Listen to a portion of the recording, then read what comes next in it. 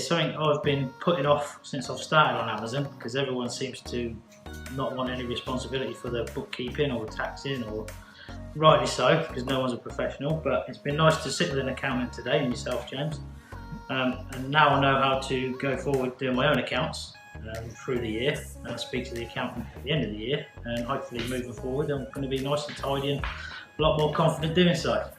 So yeah, fully recommend it, guys.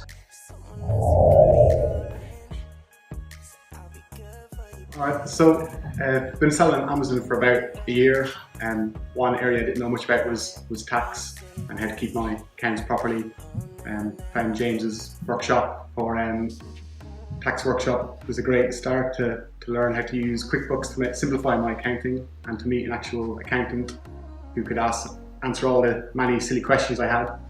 And now, yeah, I've got a good starting point and feel more confident in what I need to do for my tax returns, and have help as well. So yeah, it was a really good course, really worthwhile.